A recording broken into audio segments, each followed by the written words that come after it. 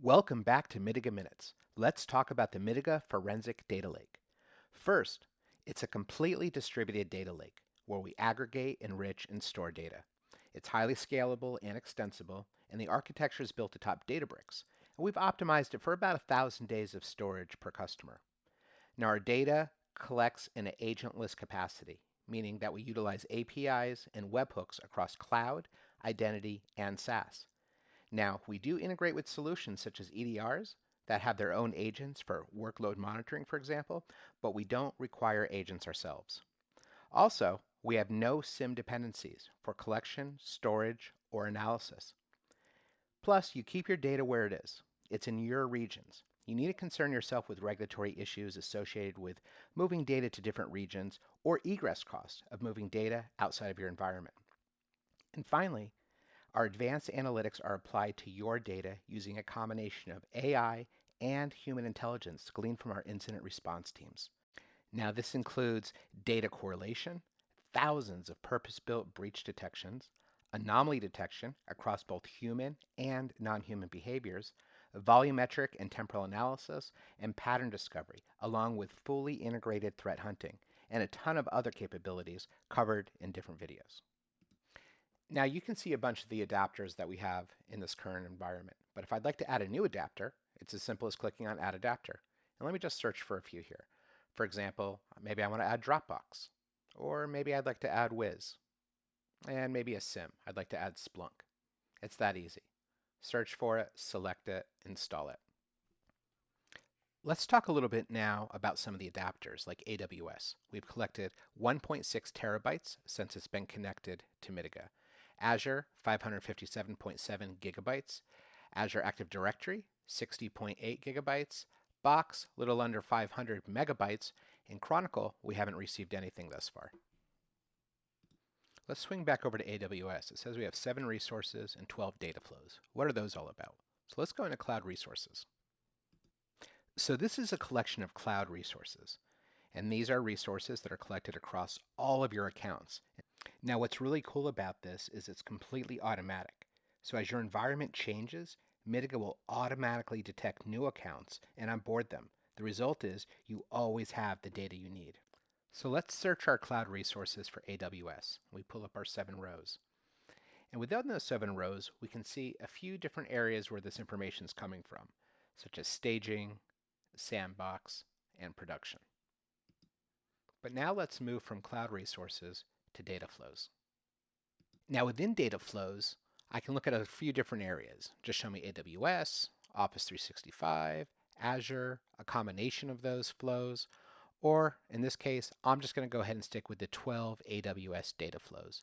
And in particular, I really want to dive into the various log sources that we're getting from AWS. Now looking from the bottom up, you'll see we have Cloud Discovery Services. Now this is really cool. This is Mitiga's proprietary configuration collection. So before we even collect logs, we take ongoing snapshots of your configuration. Now this allows us to contextualize all the rest of the logs. And we keep these snapshots because configurations are constantly changing, and context must be relevant to the time of the log. If you tried to contextualize logs from a year ago or even a few days ago, predicated on today's configuration, it would be a useless mess. It's kind of like using a GPS to navigate in Las Vegas today based on your location details in Los Angeles last week. So next we've got CloudTrail logs, and these are very basic baseline logs. Now most folks working in cloud security are aware of CloudTrail logs, and they're probably collecting them. Now CloudTrail contains AWS activity and very basic security logs. That can include things like API calls, caller, time of call, source IP, request parameters, response elements, as well as user actions from the AWS Management Console, SDKs, or even command line tools. Now, while this is important to have, it does not include a wealth of details in advanced activity logging, like access level logs, which are 100% needed for detection and investigation of access. Now next are DNS logs, and these are Route 53 resolver query logs in AWS speak. Route 53 because, well, DNS is port 53. Now these are DNS queries originating from within your Amazon Virtual Private Cloud or VPC. Now, a couple other log flavors we have here are EKS, like Elastic Kubernetes Services. This is going to track your Kubernetes control plane cluster activities, and VPC flow logs. This is all the IP traffic entering and exiting your VPC. Now, the last one that I want to hit on are S3 object level logs. Now, these are API actions like get object, put object, delete object, all within an S3 bucket. So these are really important. So let's go a little bit deeper on this one. So first of all, why do we want to collect object logs at all? Well, this is the only way to see what a threat actor has accessed. Meaning without S3 object level logs, if you suspect a breach, you have zero visibility to understand what the actual impact is. For example, consider extortion. If you have an extortion incident, you have no way to know if an attacker really has all of your data, some of your data, or none of your data. And sometimes they lie when they're extorting you. You need evidence-based results, not assumption-based. Now, S3 object level logs are also useful for detecting attacks in the early stages, as you will have visibility into suspicious activity.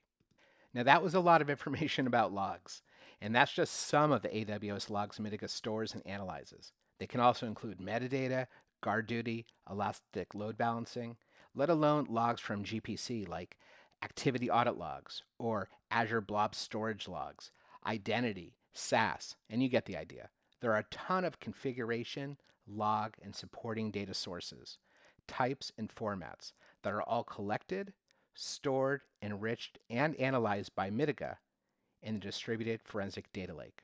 For more information, check out mitiga.io and request a demo.